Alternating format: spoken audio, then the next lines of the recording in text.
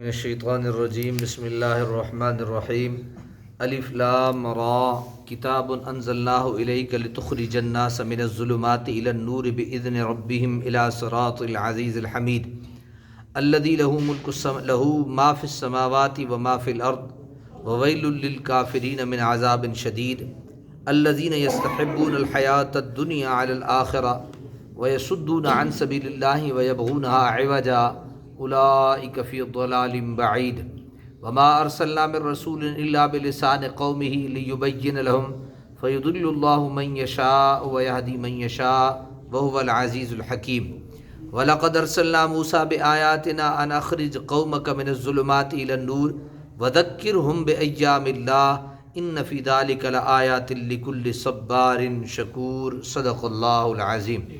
سورہ ابراہیم کا آغاز ہے اور آیت نمبر 1 سے لے کر آیت نمبر 5 تک 13واں سپارہ ہے، ہم انشاءاللہ سماعت کریں گے۔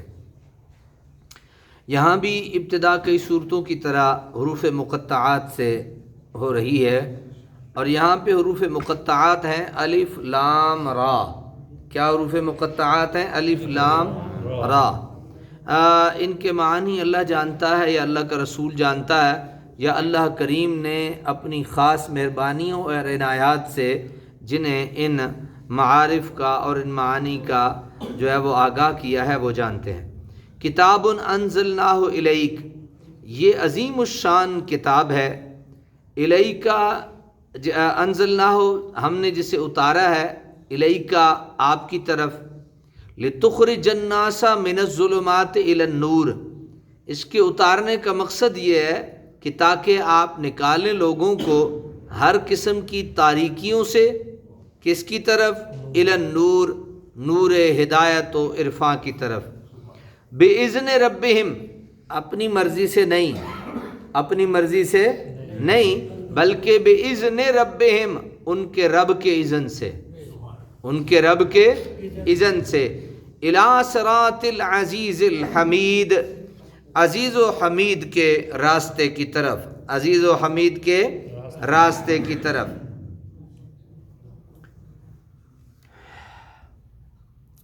فرمایا کہ ہم نے اس کتاب کو اس لیے آپ کے قلب منیر پر نازل فرمایا کہ کفر و شرک کو، بدعت اور ہوائے فسق و فجور کے اندھیروں میں انسانیت کا کارواں صدہا سال سے آوارہ و سرگرداں ہے، عقل کا چراغ بجھ چکا ہے، سابقہ انبیاء کی تعلیمات دھندلا گئی ہیں، ہدایت پذیری کے تمام وسائل مفقود ہو گئے ہیں۔ اے میرے مصطفیٰ صلی اللہ علیہ وسلم، آپ کو ہدایت کا وہ نیر تاباں عطا فرمایا جا رہا ہے جس کے مقدر میں غروب ہونا نہیں۔ آپ انہیں اور صدیوں سے بھٹکنے والے انسانوں کو راہ ہدایت کی طرف لے جائیں، اور آپ کا لوگوں کی رہنمائی کرنا اور چاہے دلالت سے نکال کر ہدایت کی شاہراہ پر گامزن کرنا اللہ تعالیٰ کے اذن سے ہے، اللہ تعالیٰ کے اذن سے۔ معلوم ہوا کہ حضور صلی اللہ علیہ وسلم کو اجازت ہے کہ لوگوں کو اللہ تعالیٰ کی معرفت اور قرب کا شرف بخشیں۔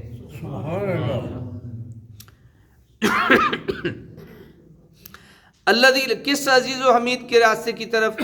الذی لہ ما فی السماوات و ما فی الارض، وہی اللہ ہے جس کے ملک میں ہے جو کچھ آسمانوں میں ہے اور جو کچھ زمینوں میں ہے۔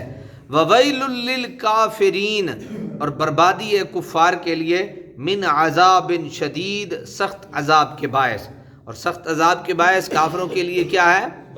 بربادی ہے۔ الذین یستحبون الحیاۃ الدنیا علی الآخرہ، جو پسند کرتے ہیں دنیاوی زندگی کو آخرت کی ابدی زندگی پر۔ ٹھیک سمجھ آ گئی نا؟ یعنی کافر کیا کرتے ہیں؟ دنیاوی زندگی کو آخرت کی زندگی پر کیا کرتے ہیں؟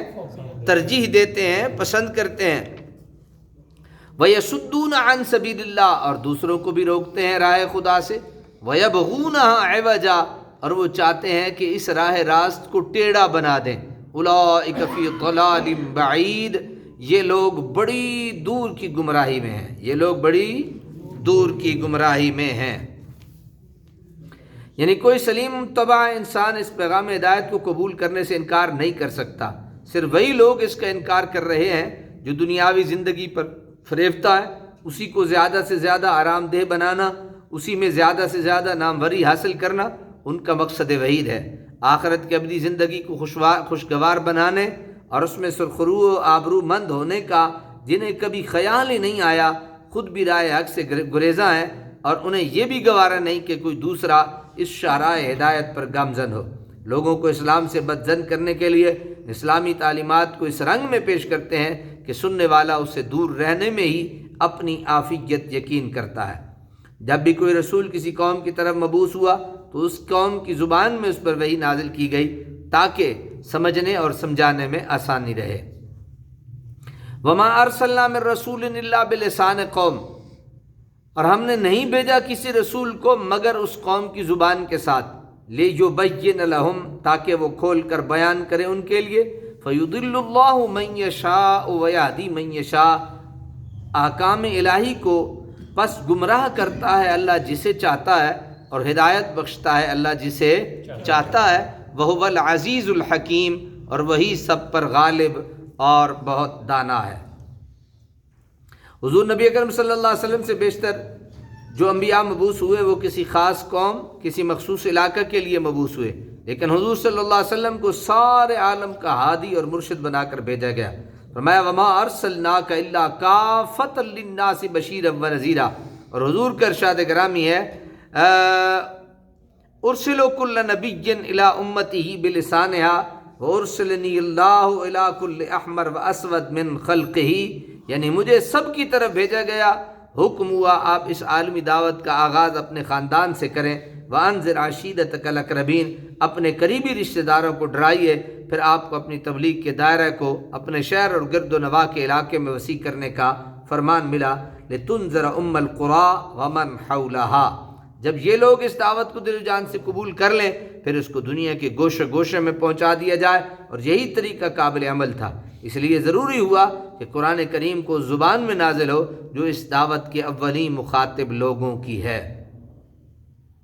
جنہوں نے اس دعوت میں غور و فکر کیا اور اس کے دلائل صداقت کو عقل سلیم کی کسوٹی پر پرکھا، ان کے لیے اللہ تعالیٰ نے ہدایت کی راہ کشادہ کر دی، لیکن جن بدبختوں نے تعصب اور ہر درمی کے باعث اس دعوت میں غور و فکر کرنا ہی مناسب نہ سمجھا، انہوں نے حق کی تابانیوں کو دیکھنے سے ہی اپنی آنکھیں بند رکھیں، ان سے ہدایت پذیری کی صلاحیتیں چھین لی گئیں اور انہیں گمراہی کے اندھیروں میں بھٹکنے کے لیے چھوڑ دیا گیا۔